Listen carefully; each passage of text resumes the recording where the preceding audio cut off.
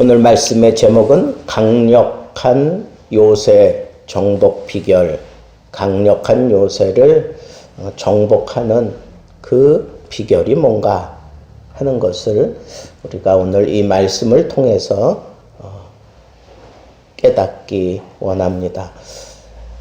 이스라엘이 여리고를 정복할 때 제일 먼저 친성이 여리고잖아요. 가나안 땅을 모두 다 이제 정복할 때 제일 먼저 쳤던 성이 여리고 성이에요. 근데 여리고는 이 가나안 남북 그 중앙에 위치하고 있어요.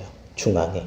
그래서 여리고 성을 무너뜨리고 그 다음에 아이 성을 무너뜨리고 나니까 그 중앙에 있는 지역의 모든 나라들이 또 연합해 가지고 이스라엘과 이제 싸움을 하고 패망을 하죠. 그리고 난 이후에 이 남쪽에 있는 왕들이 이스라엘을 가만두면 안 되겠다라고 생각하고 자기들이 이제 연합을 했어요. 그래가지고 싸움을 걸어와서 남쪽을 정복하게 됩니다.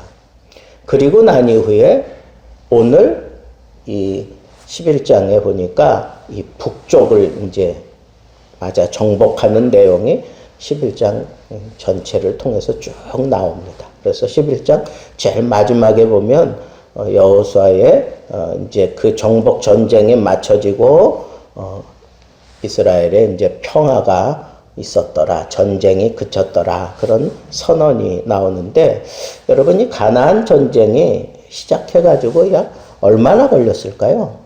몇 년 정도 걸려서 이 가나안 정복이 이루어졌을까요?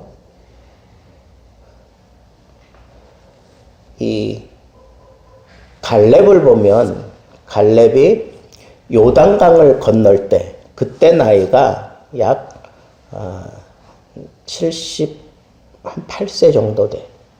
78세. 그리고 이 이스라엘 백성들이 가나안을 다 정복하고 제비뽑기 하잖아요. 제비뽑기 하고 그럴 때 이 갈렙이 아직도 남아있는 저 산지를 내게 주소서.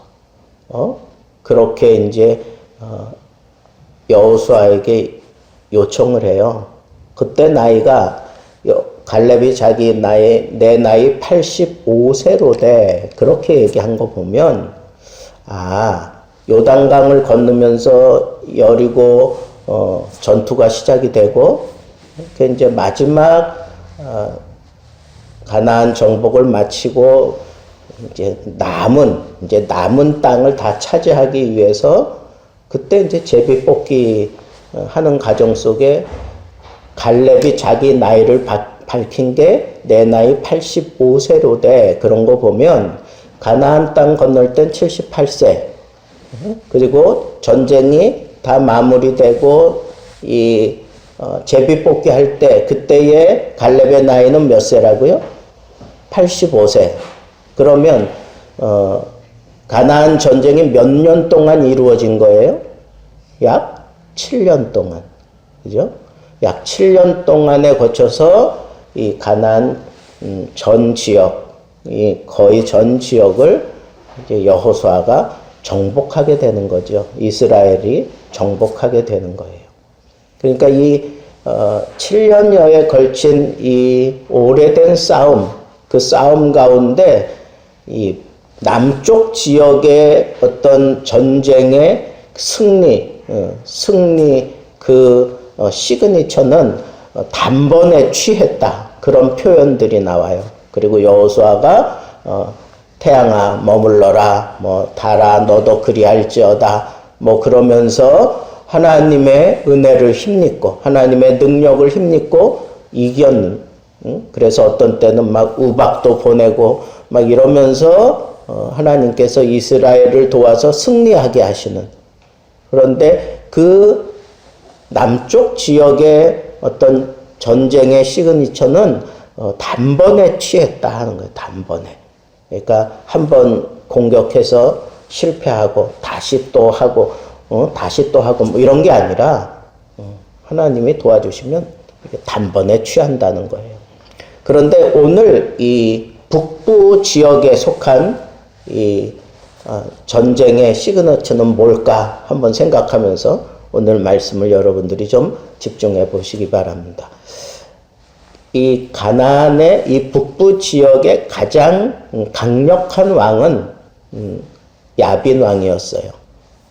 하솔의 야빈 왕. 근데 이 하솔이 오늘날 얘기하면 그 갈릴리 호수 있잖아요. 갈릴리 호수 그쪽 지역을 이렇게 통치하던 왕이라고 생각하면 돼요. 그런데 이 갈릴리 호수 앞쪽에 조금 위쪽으로 보면 또 조그만 이런 그 호수가 하나 있었어요. 그게 메롬이라고 하는 거예요. 메롬 물가 이렇게 되어 있는데 메롬. 근데 오늘날에는 이게 이제 통합이 돼서 갈릴리 호수가 전체 하나가 되고 말하는데 이 구약 시대에는 그렇게 따로 존재하고 있었어요. 그러니까 그 근방에 이제 전투하려고 이 하솔 왕 중심으로 북부 지역 연합군이 다 모여서 이렇게 진을 치게 된 거예요. 거기에 이제 진을 치게 됐는데, 그때 모인 사람들이 성경에는 보니까 뭐라 그래요? 바닷가의 모래처럼 막 그렇게 많았다. 그렇게 표현을 하는데, 그 이스라엘의 고대사에 직접 존재했고 그런 것들을 이렇게 기록으로 남겼던 사람 가운데 한 사람이 요세푸스라고 하는 사람이 있어요. 그러니까 요세푸스의 그 책에 의하면 그때 그 왕이 그러니까 각자 나라가 이제 다 모인 거예요. 근데 거기 보병이 한 30만 명, 30만 명. 그 다음에 말타는 기병이 10만 명. 그리고 이 병거는 오늘날로 얘기하면 뭐 탱크와 같은 거예요. 탱크. 그게 2만. 이건 뭐 엄청나게 모인 거죠. 이스라엘이 뭐 그 당시 이스라엘의 그 숫자가 다 해야 60만 정도 되는데 이 보병 30만, 기병 10만, 그 다음에 이 병거가 2만, 이거는요 엄청난 군대예요. 이 엄청난 군대가 지금 이스라엘과 싸우려고 딱 연합을 해가지고 모인 거예요. 근데 그들의 머리가 여기 보니까 하솔왕 야빈이라 그랬어요. 하솔왕. 그런데 여러분, 이 하솔이 무슨 뜻일까요? 하솔은 강하다 그런 뜻이에요. 그래서 제가 거기서 힌트를 얻어서 제목을 그렇게 잡은 거예요. 강한 요새 정복 원리. 강한 상대를 만났을 때 우리는 오늘 이 원리를 붙잡으면 우리도 강한 상대를 너끈히 이길 수 있다는 거예요. 도대체 그게 뭘까? 이제 하는 것을 우리가 좀 생각해 보자는 거죠. 근데 여러분, 이 하솔 왕이 굉장히 큰 그런 힘을 가지고 있었던 왕이에요. 그러니까 이 하솔이라고 하는 지역 자체도 강하다라고 하는 뜻이고, 왜 강할 수밖에 없을까 그랬는데, 저는 아직 그 성지를 가보지 않아서 눈으로 다 확인은 못했지만 지도상으로 보면 이 갈릴리 이 호수가 이게 작은 게 아니에요. 이게 엄청나게 커요. 그래서 갈릴리를 바다라고 그렇게 표현한 신약 성경에도 갈릴리를 어떤 때는 바다라고 그렇게 얘기를 하잖아요. 갈릴리 해변 뭐 이렇게 얘기하잖아요. 근데 실제로는 호수인데 이게 엄청 크거든요. 그러니까 이 서쪽과 동쪽 그리고 남쪽과 북쪽을 통과하려면 이곳을 다 지나쳐야 돼. 이곳을 다 지나쳐야 돼요. 어느 나라인가, 싱가포르이 그런가요? 그 운하를 이렇게 만들어 놓고 그거 통과세를 엄청 받아가지고 그 나라를 지탱해가는 나라가 싱가포르인가요? 하여튼 그런 식이에요. 그런 식의 거기를 통과하려고 하면 모든 사람들이 이 하솔 왕에게 다 굽신거려야 되는 거예요. 그러니까 아주 굉장한 요충지에 딱 자리 잡고 있는 거예요. 그러니까 모든 사람들이 다 그쪽에 뭐 조공을 바치기도 하고 또 그쪽을 또 통과해야 무역이 되고 그쪽을 또 다녀야 그래야 쉽게 갈 수 있고 그러니까 그런 천혜의 요건을 가지고 있었기도 했지만 이 하솔에는 그 상당히 식견이 높은 사람들이 많이 있었어요. 그리고 문화적으로 항상 선두주자였어요. 그러니까 그 지금도 이 하솔이라고 하는 그 지역을 지금도 계속 이렇게 뭐라 그럽니까 이거 발굴을 지금도 하고 있다 그래요. 지금도. 그러니까 저 땅 밑에 이제 이렇게 다 깔려 있겠죠. 그 위에 뭐가 이렇게 올려져 있을 것이고. 그런데 이 하솔이라고 하는 이 지역이 해변길 최고의 어떤 그런 요충지였기 때문에 여호수아가 이거 완전히 오늘 이제 불살라 버리잖아요. 근데 이 사사 시대 때 이 하솔이 사실은 이제 재건된 거예요. 사사 시대 때. 사사 시대 때 재건이 되고 그 다음에 솔로몬 왕이 이 병거성으로 이 하솔을 다시 이제 건축을 해요. 근데 북이스라엘 그 아합 왕 때에 이 하솔을 다시 또 이제 성을 재건을 하고 그러다가 이제 마침내 아수르에 의해서 북이스라엘이 망하잖아요. 그때 망하게 될 때 디글랏 빌레셋에 의해서 완전히 함락되는 거죠. 근데 그 가나안 시대에 그 발굴을 해보니까 가나안 시대에 그 왕궁도 발굴이 되고 그 다음에 그 신전도 발굴이 돼요. 그러니까 이 하솔이 상당히 지배적인 위치에 있었던 도시가 분명한 거죠. 그 다음에 BC 11세기 그 사사 시대에 있었던 그 제단, 신에게 드리던 그런 제단이 발견되고 그때 만들어진 석상도 발견이 되고 솔로몬 시대에 그 병거성을 만들었다 그랬잖아요. 그때 그 마국간 그리고 세 개의 방이 딸린 그런 성문도 발견이 되었어요. 발굴을 해냈어. 그 다음에 아합 때에는 북이스라엘 왕 아합 때에는 38m 우물을 깊게 38m 깊이에 있는 그 우물을 발굴을 해냈어요. 그러니까 거기가 상당히 그 근동 지역에 중요한 게 물이잖아요. 그러니까 이 우물이 깊이까지 파고 들어가서 우물을 가지고 있었던 이런 아주 주요한 그런 요건들을 다 가지고 있었기 때문에 계속해서 무너뜨리면 그 다음에 또 다른 사람이 거기에다가 또 재건을 하고 또 무너지고 또 재건을 하고 그러면서 거기를 모든 정복자들이 탐을 냈고 그 정복자들이 다시 그 성을 계속해서 무너진 성을 재건하고 그렇게 해왔던 것을 그 발굴 결과 이제 발견해 내게 되고 그 다음에 이 문서들도 그때 많이 이렇게 발견되기도 했다라고 그렇게 얘기를 하고 있습니다.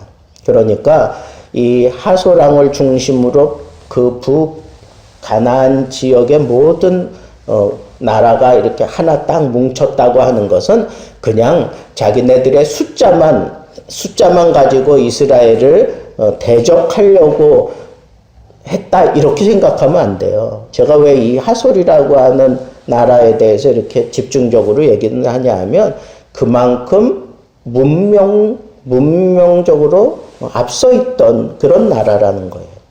그러니까 그 문명이 앞서 있었으면 그만큼 지식도 많고 그 다음에 가지고 있었던 것도 많고 전술도 상당했을 거라고 우리는 생각해야 된다는 거예요. 싸움에 능한 나라다라고 생각해야 된다는 거예요.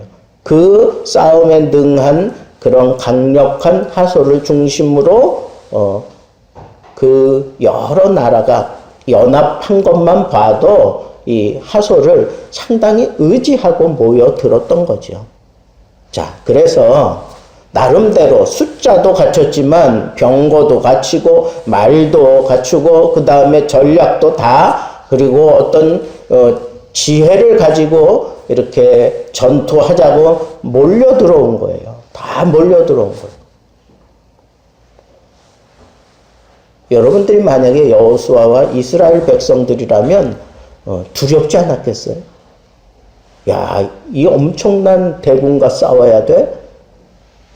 여호수아는 그렇다 치더라도 지도자는 그렇다 치더라도 이스라엘 백성들은 상당히 두렵지 않았을까요? 근데 하나님께서 그런 상황들이 딱 전개되어지고 난 이후에 여호수아에게 예전에 했던 말씀 그대로 하셔요. 두려워 말라. 두려워 말라. 두려워하지 않는 게 승리의 비결이에요. 두려워하지 않는 게 승리의 비결이에요. 오늘 이 북부 전투의 세 가지 요소를 우리는 여기서 살펴보게 됩니다. 첫째는 하나님의 도우심이에요. 오늘 성경 우리가 읽은데 잘 보면 내일 이맘때에 내가 그들을 이스라엘 앞에 넘겨주어 몰살시키리니 하나님이 어떻게 하겠다는 거예요? 그 엄청난 그 바닷가의 모래같이 그렇게 엄청난 그 대군을 이스라엘에게 넘겨주겠다 그랬어요. 하나님이 이스라엘에게 넘겨주겠다.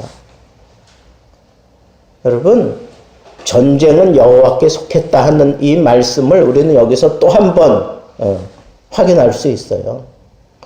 엄청나게 많은 숫자, 그리고 강력한 지혜도 있고 전술도 있고 그리고 앞서가던 그런 하솔 왕 야빈이 통치해가는 고대 전쟁은 그랬잖아요.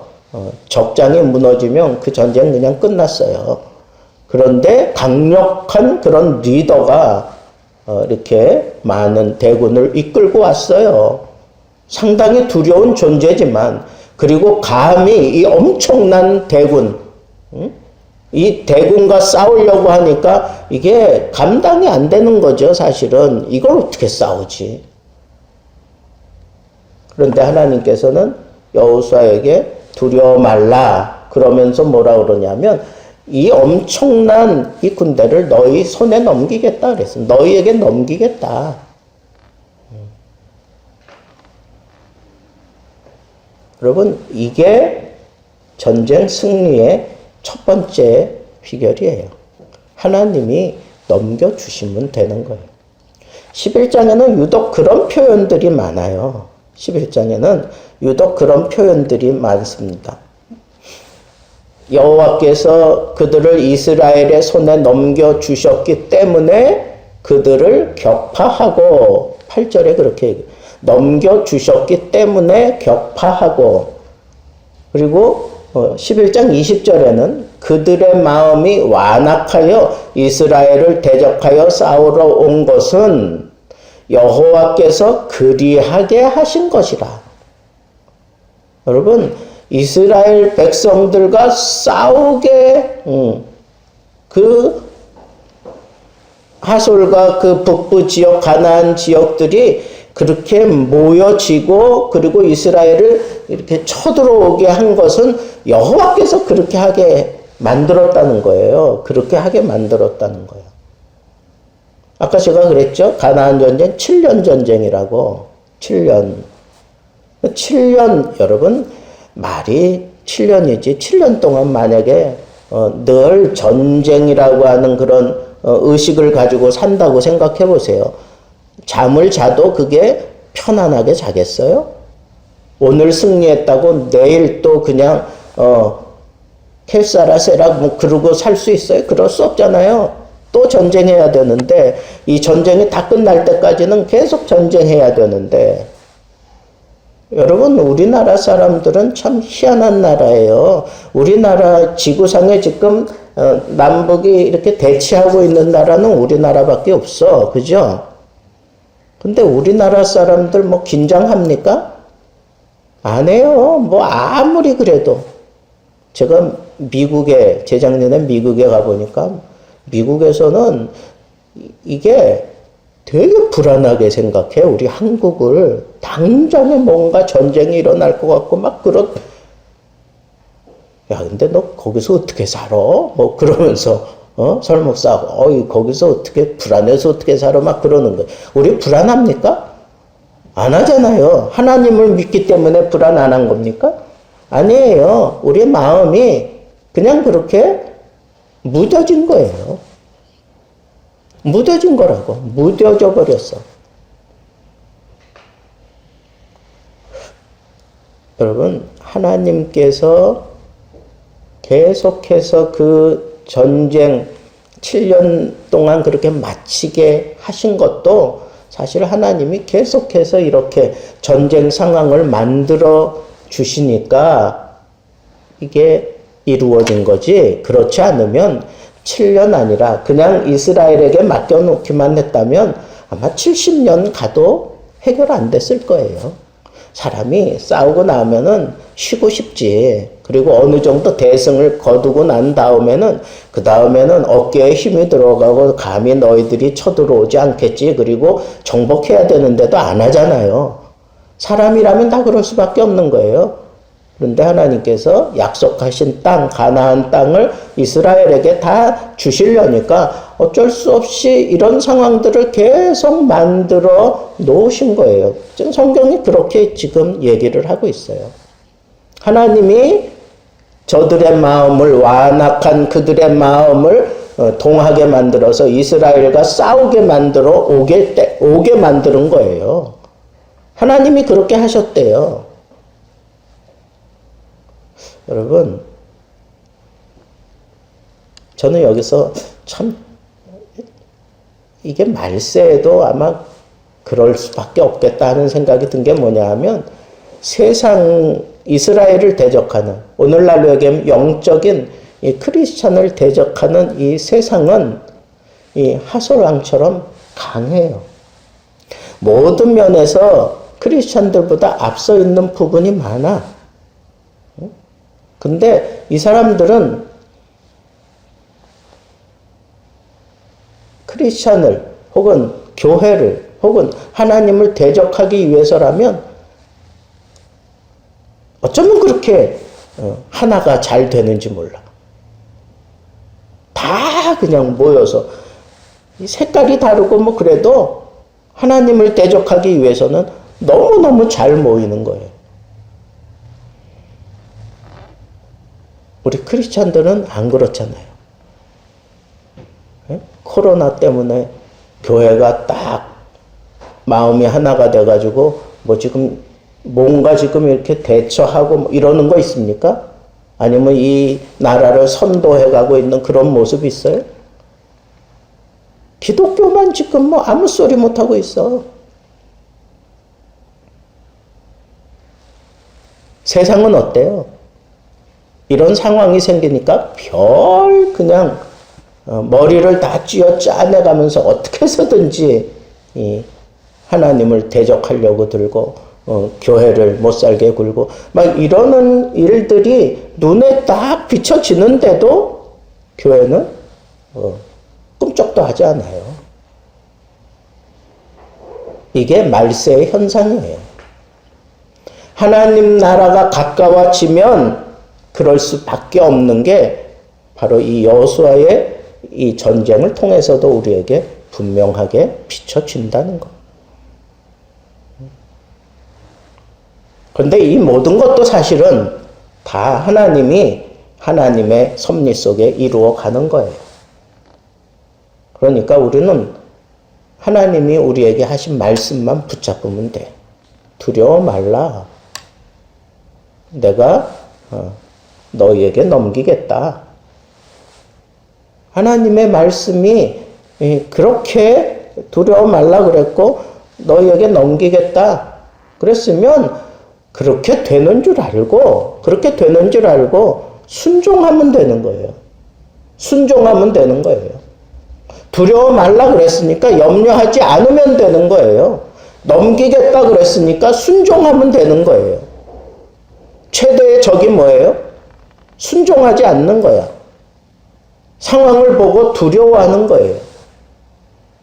내가 생각했던 건 이건데 하나님이라면 반드시 이걸 해 주실 거라고 나는 기대했는데 그게 내 눈앞에서 다 무너져 버린 거예요. 그러면 그걸로 끝입니까? 아니잖아요. 그때 우리 낙심하고 그때 우리 염려해야 됩니까? 아니잖아요. 하나님이 그렇게 하신다 그랬으면 하나님의 방법을 동원해서 반드시 그렇게 하실 거예요. 그러니까 염려할 필요 없다니까. 낙심할 필요 없다니까.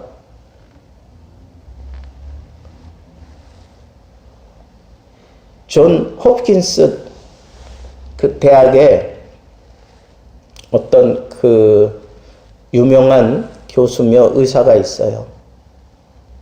근데 그 의사가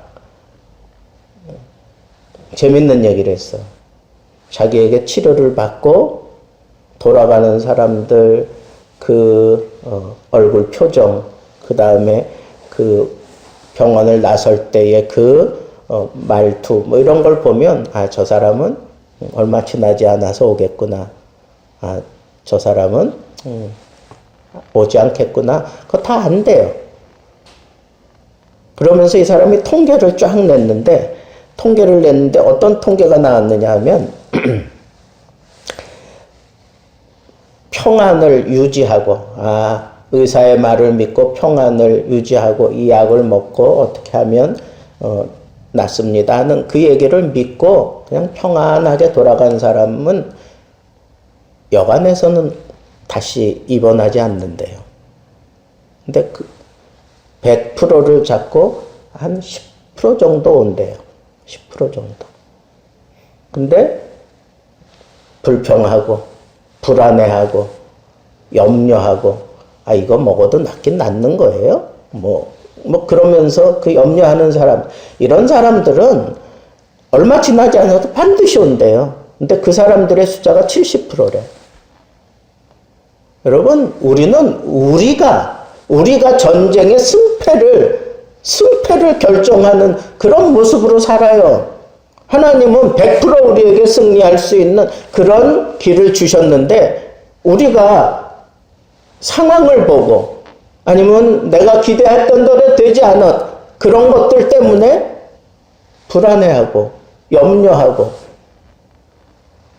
그러면 그런 사람들은 하나님이 이기게 하실 때까지 이 사람들은 불안해 병 가운데 살아요. 승리를 얻기는 얻어도 남는 게 아무것도 없어. 왜? 몸에 생긴 병 치료해야 되잖아. 여러분, 우리는 믿음의 싸움을 하는 사람들이잖아요. 어차피 우리는 이 말세지 말에 믿음의 싸움을 하는 사람이에요. 사도 바울이 그렇게 얘기한 것처럼 내가 믿음의 싸움을 다 달리고 그랬잖아요. 그 믿음의 싸움이 뭐예요? 세상과 싸우는 거야. 마귀와 싸우는 거야. 내 정욕과 싸우는 거예요. 그런데 거기에 아주 확실한 그 실패 요인이 바로 염려예요. 염려, 불안, 근심. 다윗이 내 영혼아 내가 어찌하여 낭망하며 어찌하여 불안하여 하는가? 너는 하나님을 바라라. 하나님을 소망하라.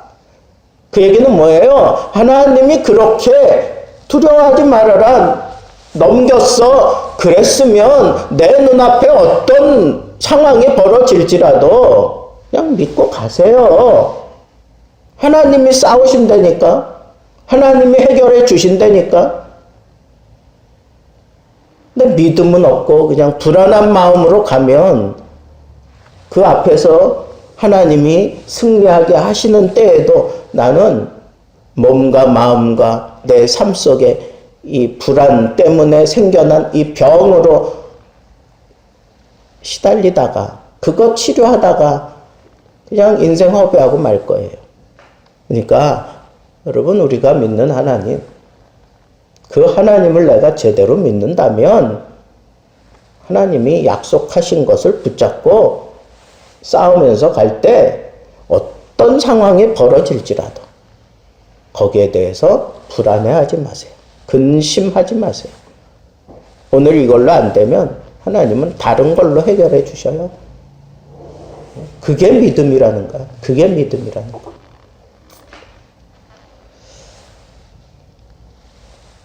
그리고 두 번째는 그렇게 이런 싸움을 할 때 하나님이 넘겼어.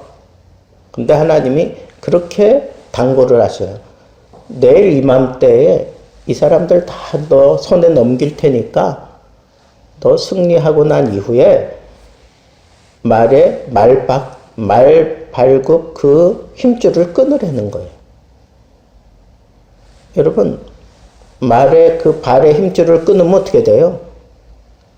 말을 구실 못하는 거 아니에요. 병거는 어떻게 하라고요? 불살라 버리래. 왜 그랬을까요, 여러분? 왜 하나님이 그렇게 하라고 그랬을까요? 자, 전쟁해서 승리했어. 그래가지고 내가 전리품으로 취한 게 뭐예요? 말이에요. 이 사람들이 몰고 왔던 탱크예요. 그거 내가 이제부터 사용하면 나 얼마나 강력해. 그렇지 않아요? 그거. 근데 하나님은 그걸 다 잘라버리고 불태워버리라 그랬어. 칼빈이 뭐라 그랬냐 하면 칼빈이 어떻게 해석을 했냐면 이런 상황들을 충분히 하나님이 아시기 때문에 이스라엘 백성들이 전쟁 끝나고 난 이후에 이 말들을 자기 것으로 삼고 병거를 자기 것으로 삼고 전쟁할 때에는 하나님 의지하지 않고 말을 의지해요. 병거를 의지한다고. 여러분, 가나안 정복은 이건 성전이에요. 거룩한 전쟁이야. 하나님이 싸우시는 전쟁이라고. 그러면 우리는 무조건 하나님만 의지해야 돼. 다른 거 의지하면 안 돼요. 우리의 믿음의 싸움도 마찬가지예요. 우리의 믿음의 싸움, 이것도 하나님만 의지하고 가는 거예요. 하나님이 함께 하신다고 하는 것을 그 하나님만 믿고 나아가는 거예요. 어느 영화에 보니까 뭔지는 잘 모르겠어. 그냥 기억으로는 레이더스 같은데 이렇게 딱 나와 보니까 그냥 허벌판, 그러니까 공중에 그냥 이렇게 돼 있는 거예요. 그냥 완전히 낭떠러지야. 근데 계속해서 얘기를 하는 거야. 나가라 이거야. 나가라 이거야. 근데 못 나가지. 자기 상식으로는 이거 어떻게 나가. 그냥 한 발 내디면 그냥 저 절벽 낭떠러지로 떨어지는데, 그런데 나가라는 얘기를 듣고 딱 발을 내미니까 눈에 안 보이던 이 다리가 쫙 나타나기 시작하다. 여러분, 하나님이 우리에게 하신 말씀은 눈에 안 보이지만, 예? 내 눈에 아무 증거 아니 배워도 믿음으로 나아가세요.